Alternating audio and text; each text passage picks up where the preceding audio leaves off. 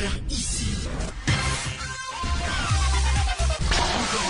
Que vous avez découvert Ivoire TV. Ivoire TV.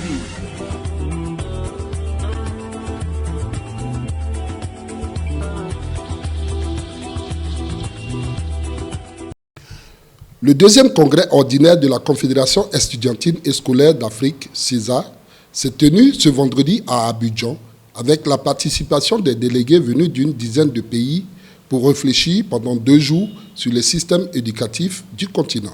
Outre la Côte d'Ivoire, les organisations estudiantines du Burkina Faso, du Bénin, du Niger, du Ghana et de la Guinée ont pris part au congrès autour du thème « Quelle réponse de la jeunesse scolaire et universitaire face aux défis du continent africain ?» Les défis du développement de notre continent nous coûtent cher et sont énormes. Et donc nous, en tant qu'organisation avant-gardiste, il est important qu'on crée des laboratoires de réflexion et d'anticipation. C'est ce qu'on voit aujourd'hui. Aujourd'hui, nous parlons d'une école en Afrique sans trop mettre l'accent sur l'excellence, sur la qualité de la formation. Aujourd'hui, nous parlons de la globalisation et de la mondialisation. Mais en Afrique, la question de l'insertion professionnelle, la question du plein emploi est une difficulté extrême. Aujourd'hui, les jeunes Africains n'ont plus de rêves.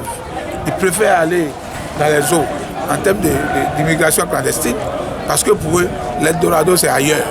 Aujourd'hui, nous, en tant qu'étudiants, en tant qu'association d'étudiants, nous voulons donner l'espoir à beaucoup de jeunes Africains pour leur dire que ici, si nous sommes bien organisés, si nous nous s'entraidons, si nous sommes dans le processus de la cohésion, de la complémentarité, de la complicité, alors nous pouvons créer une Afrique où tout le monde viendra vers ici.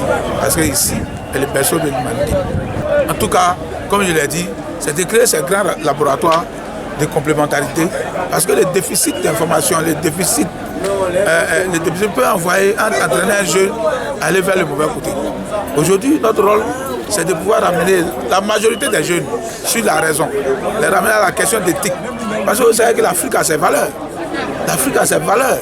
Mais aujourd'hui, parlant de la mondialisation et les grands développements, les avancées technologiques, on veut forcément copier.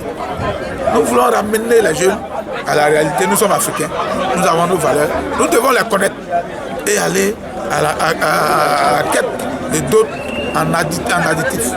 Voilà ce que nous voulons faire aujourd'hui en tant qu'amis des jeunes, parce qu'aujourd'hui ça nous fait très mal de voir des milliers de jeunes dans les rues, de voir des millions de jeunes mourir dans les eaux, de voir des milliers de jeunes être des braqueurs, de voir des milliers de jeunes qui quittent l'Afrique avec des diplômes et être des vigiles dans les pays occidentaux. Ça nous fait mal. Et nous, c'est notre partition que nous jouons maintenant, parce que le leader, c'est celui aussi qui éclaire la masse. Nous n'avons plus de bilan à faire, parce que nos mandats a parlé de lui seul, avec la question de l'éradication de la violence, la promotion de l'excellence. Aujourd'hui, la réouverture des résidences universitaires.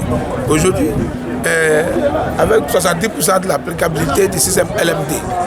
Vous comprenez? La construction, en tout cas des infrastructures, la construction d'universités, sans pétrole et tout ça.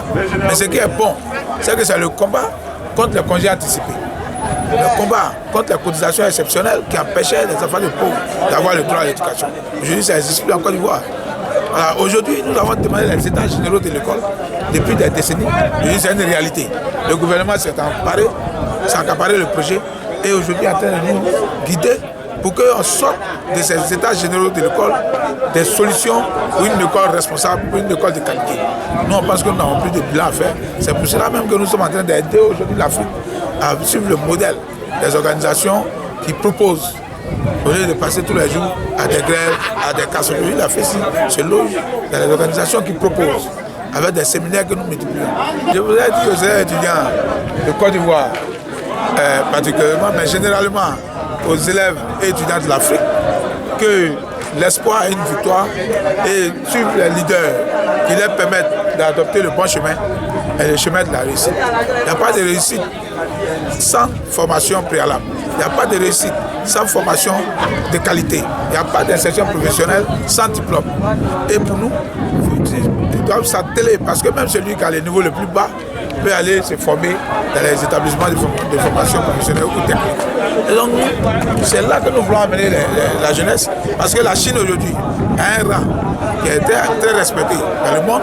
Donc l'Afrique aussi doit prendre sa place pleinement dans le processus de globalisation et de mondialisation pour que tout le monde vienne désormais vers l'Afrique. Le secrétaire général de la Confédération estudiantine et scolaire d'Afrique, CESA, Fulgence Assi, est revenu sur le sens de cette rencontre. Nous avons fait un constat et ce constat encore est réel. Nous avons vu que depuis un bon moment, nos autorités politiques multiplient des rencontres, des réunions, des sommets pour parler d'intégration et pour parler de l'unité africaine. Et ça, c'est dans le bureau où il y a la climatisation, où il y a les moyens des différents États qui sont mobilisés pour pouvoir organiser ces réunions. Mais à la suite, il n'y a rien. C'est comme si c'était une partie de dîner de récréation pour nos chefs d'État qui voulaient quand même voir leurs petits amis et collègues présidents des autres pays à des sommets ou à des rencontres. Je le dis clairement parce que même la situation des personnes et des biens aujourd'hui encore, c'est encore un problème. Même le problème de la circulation ou même de la mobilité des étudiants, des élèves, des nouveaux bacheliers. Je prends le cas de la Côte d'Ivoire, des étudiants ou des nouveaux bacheliers burkinabés qui ont eu le bac ici.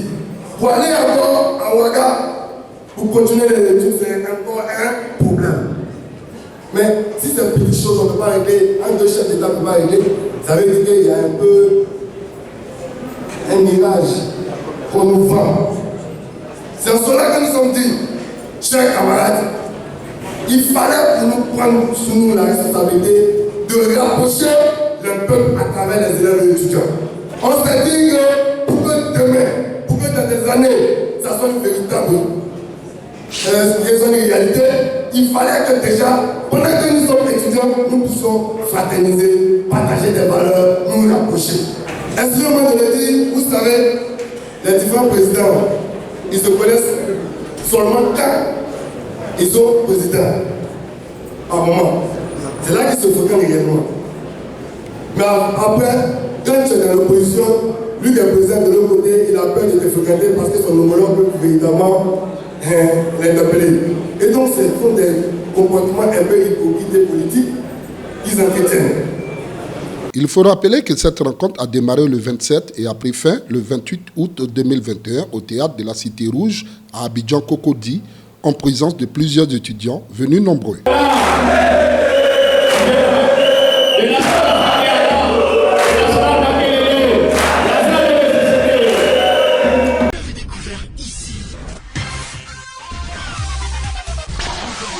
Que vous avez découvert Ivoire TV.